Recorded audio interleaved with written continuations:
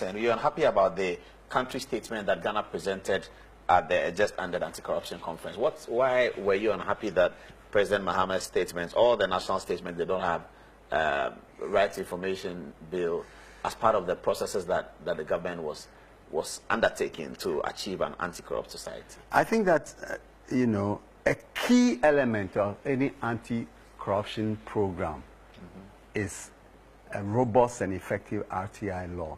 Yeah. And it is indeed, in my view, extremely disappointing that in the Ghana country statement, there was not a single word about the RTI. Does that forebode, you know, bad tidings, that, you know, there's no commitment or intention of the powers that be to pass the law? I don't know, but I find it extremely surprising that... But it was in the President's sessional address, one of the addresses. Yes, but I'm talking about this Yeah. major international anti-corruption gathering.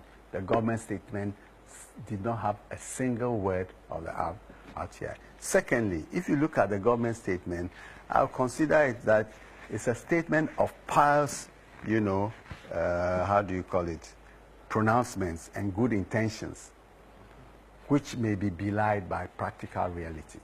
And they've talked about having beneficial, public beneficial interest disclosure in companies and a public register, so that some of the things that have emerged from the Panama Papers, where, you know, people use devious means, opaque and complex company structures to hide their interests, will be exposed and so on. I am throwing a direct challenge to the president of this country, that President Mahama, you do not need a law to set the precedent by declaring that all high-value contracts and contracts in the oil and gas sector and in the mining sector, all of them should be put out on a, how do you call it, a website. That's what you're demanding of the president? Yes, subject, of course, to, how do you call it, defensible rights of third parties. So you want all the contracts put out, who got what, yes, which agent did what, how much commission was he paid? You want to see all that? Yes. What's the name of the agent? Yes, because all those things are being done under Article 1, Clause 1 of the Constitution, which says that the sovereignty of Ghana resides in the people of Ghana, in whose name and for whose welfare all the powers of government are to be exercised in a manner consistent with. So all the contracts that government signs... If I took commission from a Saudi Arabian company X to facilitate the acquisition of oil block B in the Keta Basin, you want my name to be mentioned, and if I got 1 CD, you want it also put out there? Yeah, if it's part of the contract. Really? Why? Yeah.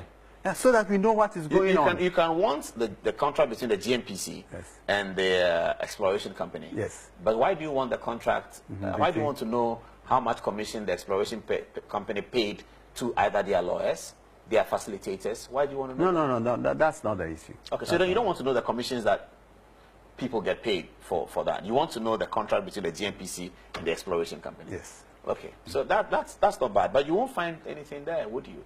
Because if you look at the Panama Papers, the experiences are in these commissions that people represent other people at all. Yeah, but that will be dealt with by this beneficial ownership disclosure, how do you call it, registry, so that people cannot hide, by public officials cannot use their nephews and wives and how do you call it, sons and friends, you know, to reap the nation.